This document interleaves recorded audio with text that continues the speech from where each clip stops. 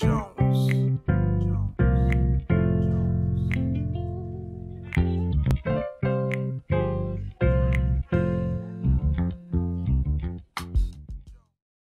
Bonjour à tous, bonjour à toutes. C'est une joie de vous retrouver dans un nouvel épisode de Sa parole et moi. On a commencé maintenant depuis quelques temps une série sur les habitudes qui changeront votre vie. Et dans la précédente capsule, j'abordais avec vous le fait de l'importance d'avoir une vision tout au long de notre vie. Ceux qui ont une vision sont ceux qui font vraiment la différence. Et comme je le dis, si vous changez vos habitudes, vous changez votre vie. Ceux qui excellent dans leur domaine ne sont pas toujours les personnes qui sont surdouées ou des extraterrestres, mais ce sont ceux qui font constamment ce que d'autres font occasionnellement. Voici une habitude qui pourra avoir un impact dans votre vie aujourd'hui. Vous levez tôt. Washmani, un pasteur et auteur de nombreux livres chrétiens que plusieurs considèrent de manière très positive, en fait, il est très bien considéré. Il a écrit un ensemble d'articles sur les nouveaux convertis et l'un de ces articles parle de la nécessité de se lever tôt. Et donc, on parle aujourd'hui de cela. Et je peux dire que ma vie, à titre personnel, a été grandement impactée par cette capacité à se lever tôt. J'ai développé cette habitude, ça m'a pris du temps. Et donc, ce que je vous dis, c'est pas juste le fruit d'une conception, c'est quelque chose que je vis au quotidien. Ça n'a pas toujours été évident, mais je peux vous assurer qu'une fois que cette habitude elle est intégrée dans votre vie, elle a un impact significatif sur votre vie. Plusieurs décisions importantes que j'ai prises dans ma vie, je les ai prises durant ce moment, tôt le matin, avec Dieu. Alors, je voudrais considérer avec vous aujourd'hui sous deux angles cette question. La première, pourquoi est-ce que c'est important de se lever tôt? Et deuxièmement, comment faut-il le faire? Comment l'aborder d'un point de vue beaucoup plus pratique? Première raison, premier point plutôt, pourquoi se lever tôt? Premièrement, parce que c'est une habitude qu'on trouve dans les Écritures. Jésus avait l'habitude de se lever tôt. Quand on lit, par exemple, dans Marc, chapitre 1, au verset 35, il est écrit « Vers le matin, alors qu'il faisait encore très sombre, il se leva et sortit pour aller dans un endroit désert où il pria. » Un autre personnage de la Bible, Abraham, aussi, se levait tôt. Genèse, chapitre 19, au verset 27, il est écrit « Abraham se leva de bon matin pour aller à l'endroit où il s'était tenu devant l'Éternel. » Abraham se levait tôt. Une troisième personne, groupe de personnes qu'on trouve, les apôtres, ils se levaient également tôt. Actes chapitre 5, verset 21. Après avoir entendu cela, ils entrèrent de bonne heure dans le temple et se mirent à enseigner. Quand le grand prêtre et ceux qui étaient avec lui arrivèrent, ils convoquèrent le Sanhédrin et tout le conseil des anciens d'Israël, et ils envoyèrent chercher les apôtres à la prison. Et je pourrais continuer ainsi la liste. Que ce soit Samuel, le prophète Samuel, que ce soit David, que ce soit Anne, Job, Josué, Moïse, toutes ces personnes, quand on étudie leur vie, ils ont ce point en commun. Ils se levaient tôt, de bonne heure, ils allaient rencontrer Dieu, où ils commençaient à accomplir ce que Dieu leur avait demandé de faire très tôt le matin. Il s'agit donc d'une habitude que plusieurs personnages bibliques dont nous voudrions suivre l'exemple avaient. Deuxième raison, parce que nous voulons donner les prémices de notre journée au Seigneur. C'est une des raisons pour lesquelles c'est important de se lever tôt. Les premières heures de la matinée sont généralement les meilleures de la journée. Je sais qu'il y a quelqu'un qui sont plus du soir, ou ils diront qu'ils sont beaucoup plus du soir, ou pas du matin. Mais en soirée, généralement, on a dépensé beaucoup d'énergie dans la journée. On a réfléchi. On est parfois fatigué. Même si on peut travailler très longtemps, ce n'est pas la même énergie que celle du matin. Et donc, on veut donner le meilleur à notre Dieu. Votre corps n'est pas encore fatigué lorsque vous voulez très tôt, en principe. Vous n'êtes pas encore embarqué dans toutes les sollicitations et les urgences de la journée. Et décidez donc, comme Jésus ou Abraham, de se lever très tôt et d'offrir le meilleur à Dieu. Job se levait très tôt et il offrait des sacrifices pour chacun de ses enfants très tôt, même avant qu'il ne se réveille. En effet, je souhaiterais d'abord rencontrer Dieu avant de rencontrer toute autre personne. Je sais que ce contact avec le Seigneur peut tout changer dans tous les différents domaines de ma journée. Les rendez-vous que j'ai dans la journée, ou les différentes échéances que j'aurai, rencontrer Dieu fait toute la différence. C'est un peu comme se lever tôt le matin et prendre de la manne. Et n'oubliez pas, la manne dans l'Ancien Testament tombait et lorsque le soleil apparaissait, la manne s'en allait. Il fallait ramasser la manne avant que le soleil apparaisse. Je crois que c'est une image aussi de ce que Dieu peut nous donner, une manne chaque matin, et qu'on la prenne avant que le soleil ne soit levé. Troisième raison, parce que se lever tôt nous permet de prendre le temps qui est nécessaire. J'ai dit la première, c'est on suit les personnages de la Bible. La deuxième, on veut offrir le meilleur à Dieu. La troisième, c'est qu'on prend le temps. On n'a pas encore les enfants, on n'a pas encore les affaires de la maison à gérer, le travail, les occupations. Il nous arrive très souvent de nous lever et d'être directement en train de courir. Ça m'arrive plusieurs fois parce que j'ai trop dormir. Il faut se réveiller, préparer les enfants, aller à l'école, prendre le train, ne pas arriver en retard, organiser une réunion et ainsi de suite, ainsi de suite. Ce qui fait qu'on arrive fatigué, courir, on n'a pas eu le temps. Alors que lorsqu'on se lève tôt, on a le temps de prendre un peu de recul, de se poser et d'avancer paisiblement.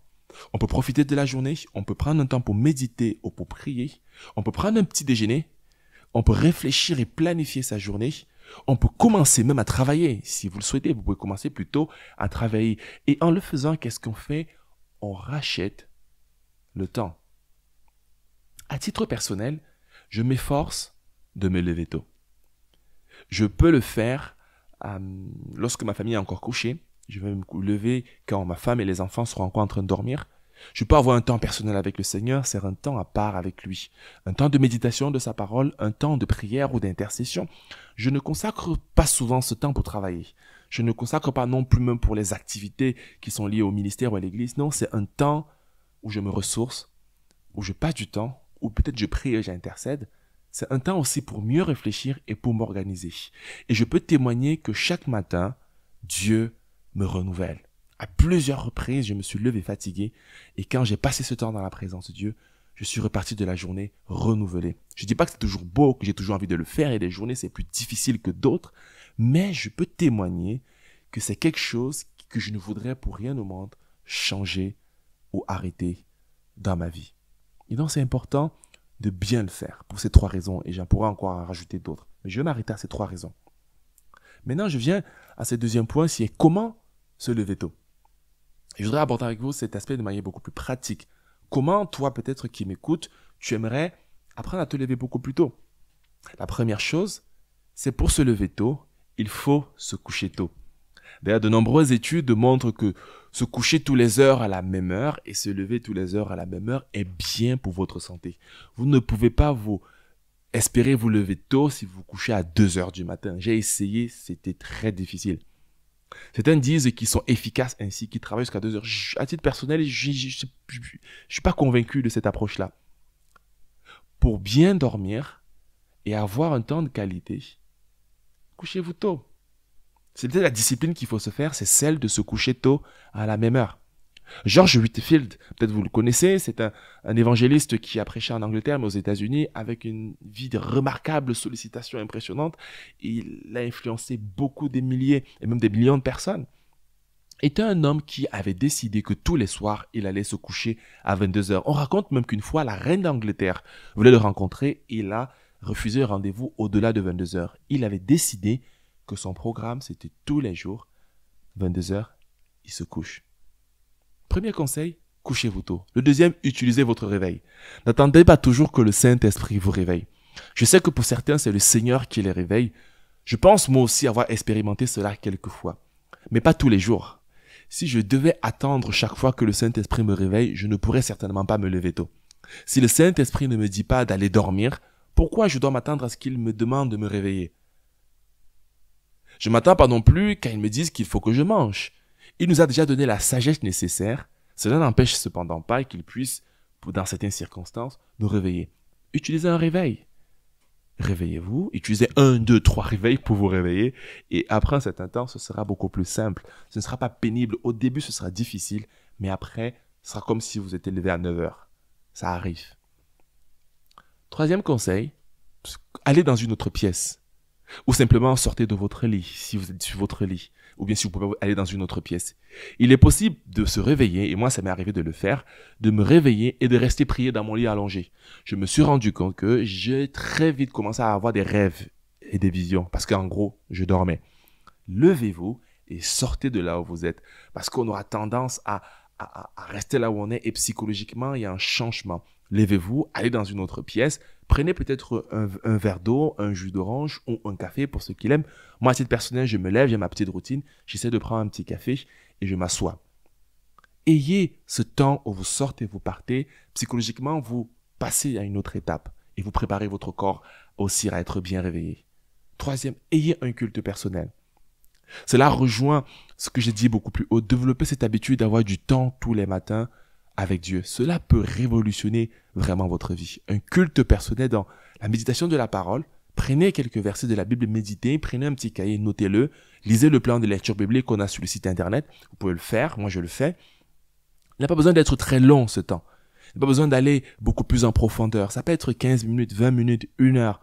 Mais il faut juste que vous ayez ce temps de qualité. Organisez-vous pour avoir un temps de qualité.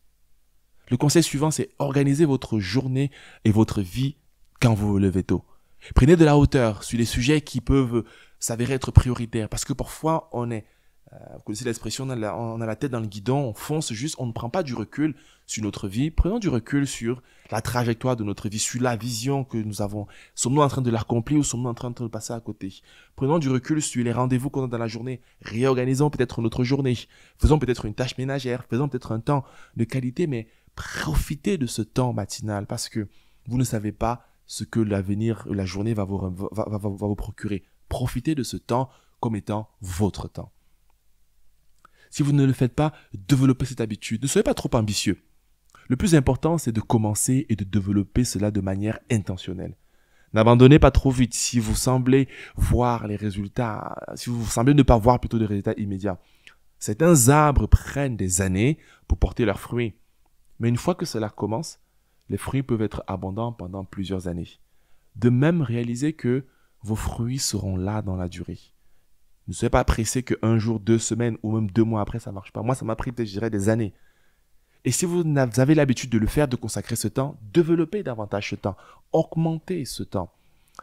Profitez, vous détenez votre vie. J'ai parlé de la vision la dernière fois, mais organisez votre vie en fonction de votre vision. C'est important de prendre ce temps. Elle apportera une fraîcheur à votre vie, un dynamisme nouveau à votre relation avec Dieu, mais surtout même à votre travail, à tout ce que vous faites. Développez cela dès aujourd'hui. Et cette habitude, dans quelques mois ou quelques années, vous allez vous rendre compte que vous ne pourrez plus vous en passer. À très bientôt dans un nouvel épisode de Sa parole et moi.